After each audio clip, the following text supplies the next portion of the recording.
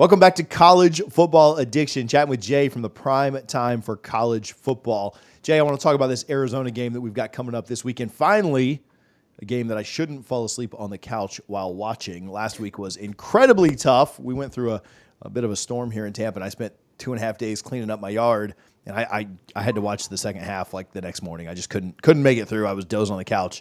The loss to Kansas State, man, I was hyped after the first touchdown. In fact, I got kind of reckless on social media, and I was like, look, early touchdown look, I told you guys, I told you Colorado was going to do it. Kansas State takes a bit of a lead. Colorado fights all the way back. The interception turns into a touchdown late, and then the defense kind of lets them down. They can't get it done. They were so close. Again, just razor-thin margins from beating a really, really good Kansas State team. And I hate the moral victory game. I thought Colorado was going to win. We both picked Colorado to edge this out. Just big picture takeaways. It felt like they had them, especially, again, you take the lead with, 3 minutes to go. It felt like the defense just breakdown after breakdown on that last drive. I mean, a 3-play drive to go 80 yards is nuts. And then the offensive line just didn't give Shedeur a chance to even have an option there at the end to try and come back. So just big picture takeaways, like were you pretty discouraged with the loss? Like what are your thoughts coming out of Kansas State? I'm going to be honest, I was a little discouraged. And why is because the defense did really bad on that run game. DJ Giddens ate them alive, and that's not what I expected out of that game.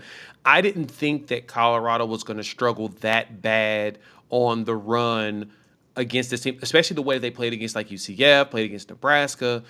The defense did really well against the run, and in this game it did not happen. And Avery Johnson has not had a very good passing season. I mean, he's been okay, but then you let him throw a game-winning touchdown after you go out there, pick him off, and almost return it for a touchdown. You give up a massive play that ended up being the deciding touchdown for the game. That hurt. That was where my discouragement came in because I really was thinking that if you stop the run, Kansas State had nothing for the secondary. Then Shiloh Sanders made his return, and unfortunately, he got roasted on social media for his play because he got shook up by DJ Giddens in that play. And it's like, But overall, I think what that told me is that if Travis Hunter, who went down in the second quarter, is out, the team still is capable of doing things, but the secondary still needs to show some improvement long term because there's no guarantee that Travis is going to be on there every single snap of the game, as we saw against Kansas State. Yeah, it showed that they. I hate the moral victory crap. It showed they can compete with anybody, but it also showed that they got a little bit of a ways to get there in finishing. Right? You felt like it was Kansas State's game until you took the lead late, and you were like, "Oh man, we might do this." And to then have it snatched back from you, you're like, "Man, so close." But again. Last year, I think last year's team, when Kansas State went up a couple of scores, probably doesn't fight back, doesn't ever get the lead back. And so they are making progress. It just felt like you were so close to, man, if you win that, you're probably ranked. They're probably talking about you for the Big 12 championship to maybe play BYU. They're probably talking about you as an outside playoff team, dark horse. And so it did. It felt like they were so close. Hunter back this week. Again, is he 100%? Is he going to be able to play to the same level that he was before the injury? I don't know. We'll see. Hopefully, yes. But, are there chances down the stretch maybe they could not have to play him every single snap both ways? You look at the Cincinnati game, that would be one that maybe he can not play as much. You look at the Utah game without their quarterback, what will they look like in a few weeks? But big picture, looking at the season, we've got Jay again from the Prime Time for College Football on 4-2. Probably about where we expected them to be at this point, maybe even a tick above that. I mean, their Vegas win total was 5.5, so they're just a game and a half away from that. And what's interesting to me, Jay, is when you look at ESPN's FPI, these are close percentages, but ESPN says Colorado should eke out every single one of these remaining games. It says they've got a 59% chance to beat Arizona, a 62% chance to beat Cincy, a 52% on the road at Texas Tech. That one's the closest that it gets. Utah at a 61% chance, again, with their backup quarterback and Rising done for the year, probably coming back for his 75th year next year. Kansas, another close one, 52.7. They've not been super impressive this year. And then their biggest chance for a win, according to ESPN, 63.5 against Oklahoma State. Yeah, I'm not predicting them to go 6-0 down the stretch, but I will say if they go 6-0 down the stretch, they're going to be talked about as well. I mean, I think 10-2 probably gets Coach Prime in, just being very fair. You've got a really good loss to a Nebraska team that is looking like a pretty good team. They're 5-1, and you've got a good loss to a Kansas State team that's probably going to be in the Big 12 championship game. And so, not sitting here predicting 6-0, but like every goal that Coach Prime and the team had before the season is still kind of there. And if they can take care of business week by week, stay healthy, they're going to have a pretty good chance to have 8, 9, 10 wins when it all is said and done. Yeah, the schedule is very favorable now. Oklahoma State has not been very good. Utah losing Cam Rising and not looking very good. That actually bodes very well for what the Buffs are trying to do. In my prediction, I had Colorado at this point with only one loss, and I thought it was going to be the cross-country travel to play against UCF. I was obviously wrong. It ended up being Nebraska and now Kansas State, which I thought they would win that game at home. They could have closed it, but they just could not close it out the way they needed to. But the rest of these games are definitely winnable. Arizona has not looked very good this season. They're one team that I used to always bet on because they, always took care of your boy. This year, they have not taken care of me.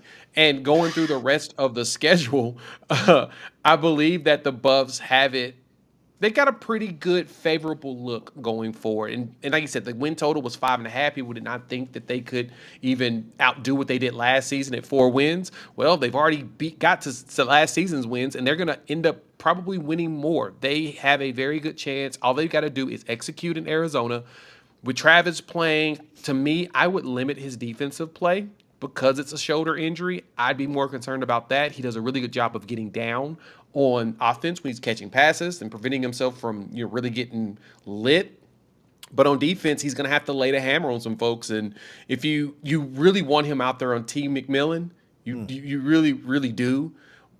But you also don't want him to have to go out and tackle a whole bunch of people. So to me, I would want Travis to play more offense than defense in that game because that's going to keep that continuity and let some of the other players play out there in the secondary.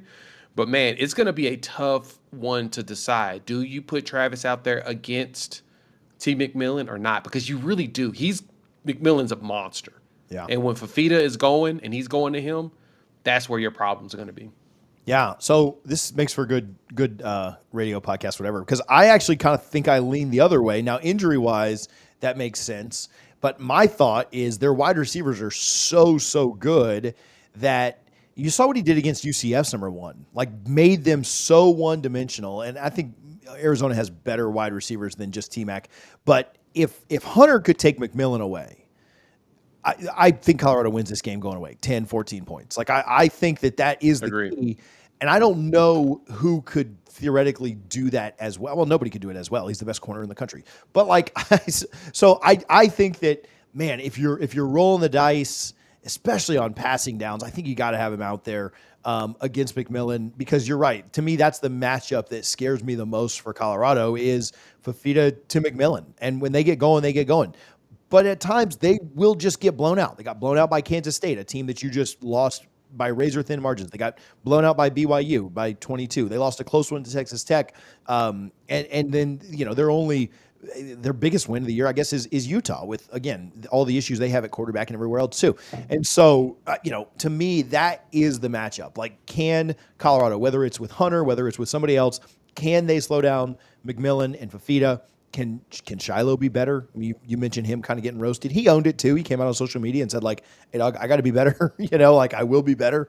And so you hope that's not lip service. You hope he actually does go out and do it. But I agree. I think that's if there's one concern or there's one thing I'm looking at in this game, it is what do Fafita and McMillan do? If you can slow that, you have a pretty good chance to go out and win this game.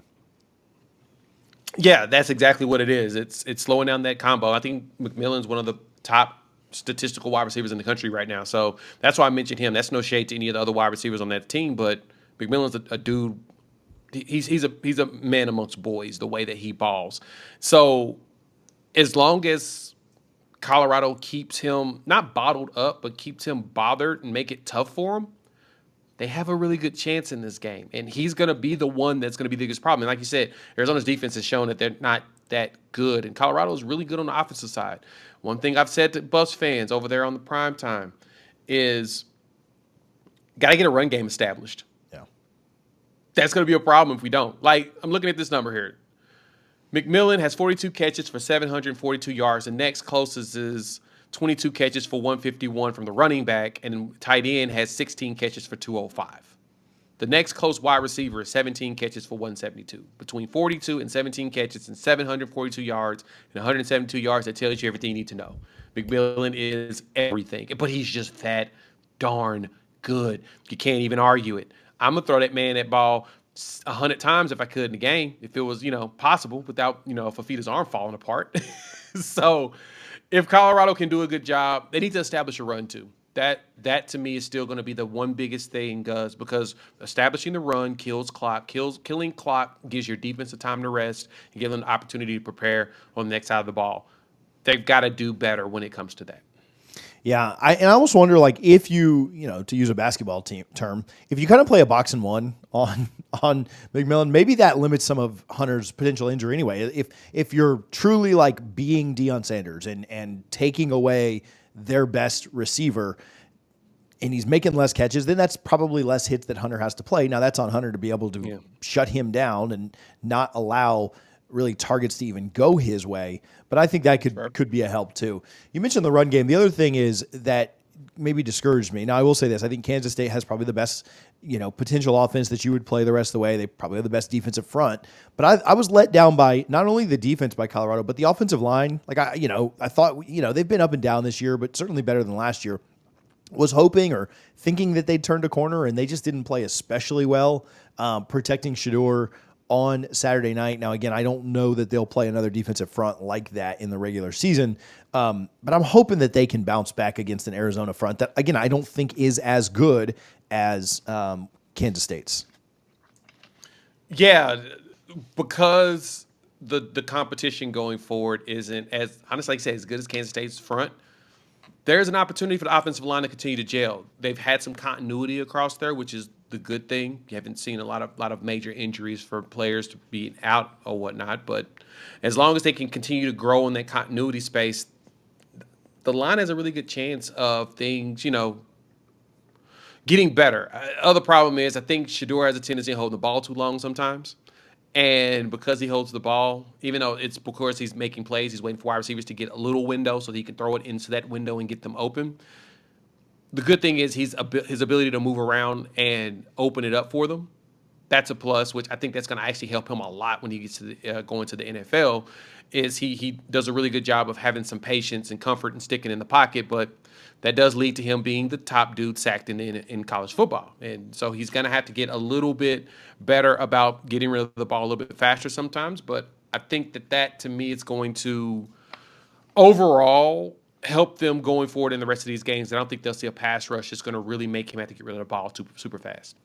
So we talked about this, but ESPN has this as about a 59% chance that Colorado wins. Vegas has this at about a 3.5 point favorite for Arizona, basically just giving them the home field advantage and saying that it's kind of a coin flip outside of that.